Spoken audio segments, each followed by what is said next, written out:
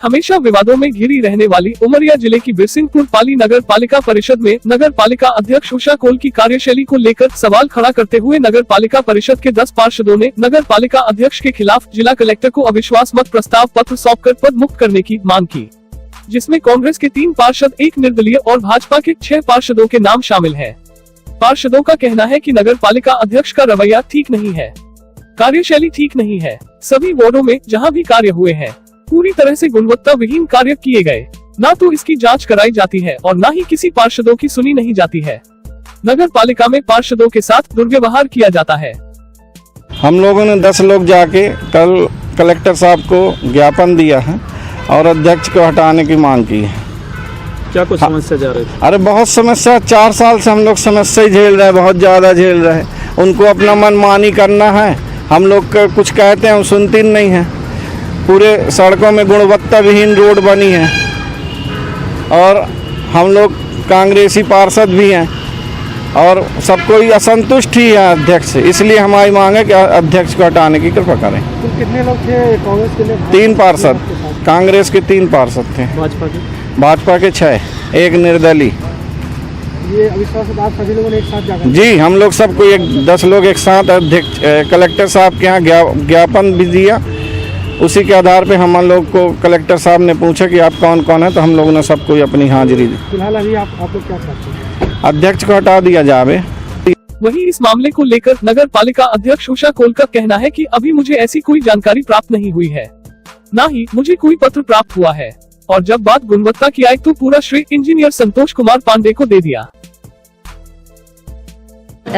अविश्वास की बात जो है, इसके लिए कोई पत्र मेरे पास अभी तक नहीं आया है और इसकी जानकारी अभी ज़्यादा नहीं है मुझे।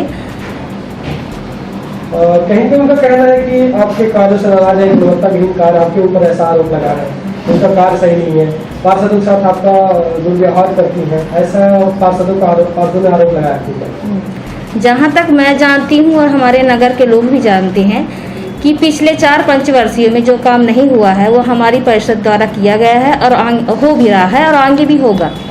रही गुणवत्ता की जो बात कर रहे हैं पार्षद लोग, तो कभी किसी पार्षद ने गुणवत्ता के लिए कोई भी लेटर या पत्र नहीं दिया है यहाँ, न मुझे ना यहाँ ऑफिस में। और गुणवत्ता की जो बात होती है ये इंजीनियर का रहता है। कहीं ना कहीं आपका कहने का मतलब इंजीनियर इस बात को? हाँ, गुणवत्ता के लिए तो सिर्फ इंजीनियर ही जिम्मेदार अधिकार है। भाजपा जिला अध्यक्ष ने कहा, उन्हें इस बात की कोई जानकारी नहीं है। यह मामला आपके द्वारा मेरे संज्ञान में आया है, इसको लेकर मैं अपने पार्षदों, अध्यक्ष और कलेक्टर से चर्चा करूंगा।